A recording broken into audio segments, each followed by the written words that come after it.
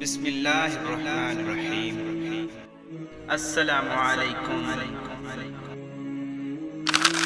बस्तियों और मुआशरे की वीरानी का जिम्मेदार कौन है?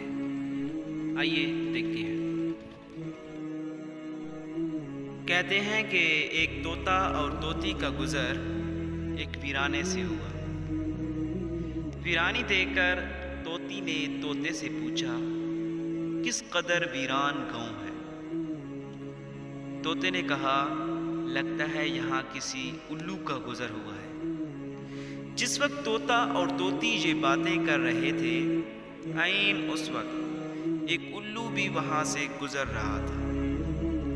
उसने तोते की बात सुनी और वहाँ रुक कर उनसे मुखातिब होकर बोला, तुम लोग इस गांव में मुसाफिर लगते हो।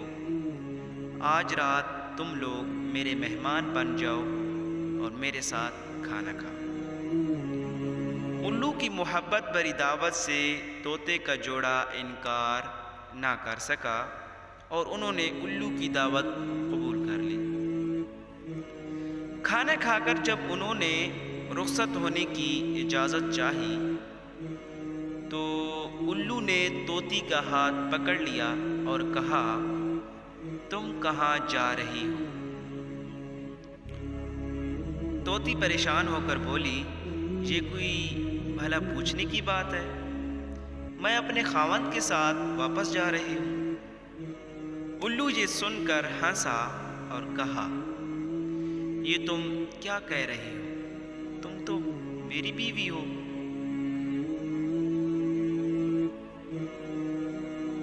इस पे तोता और तोती उल्लू पर झपट पड़े और गर्मा गर्मी शुरू हो गई।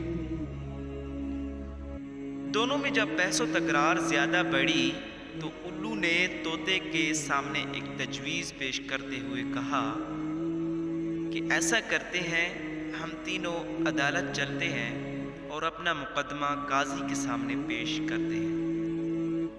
काजी जो फैसला करे वो हमें कबूल होगा। उल्लू की तजवीज़ पर तोता और तोती मान गए और तीनों काजी की अदालत में पेश हुए। काजी ने दलाइल की रोशनी में उल्लू के हक में फैसला देकर अदालत बर्खास्त कर दी। तोता इस बेइंसाफी पर रोता हुआ चल दिया तो उल्लू ने उसे आवाज़ दी, भाई अकेले कहाँ जाते हो? अपनी बीवी को तो साथ लेते जाओ। तोते ने हैरानी से उल्लू की तरफ देखा और बोला, अब क्यों मेरे ज़ख्मों पर नमक छिड़कते हो? ये अब मेरी बीवी कहाँ है? अदालत ने तो इसे तुम्हारी बीवी करार दे दिया है। उल्लू तोते की बात सुनकर नरमी से बोला, नहीं दोस्त, तोती मेरी नहीं तुम्हारी ही बीवी है। मैं तुम्हें सिर्फ ये बताना चाहता था कि बस्तियाँ उल्लू वीरान नहीं करते। बस्तियाँ तब वीरान होती हैं जब उनसे इंसाफ उठ जाता है।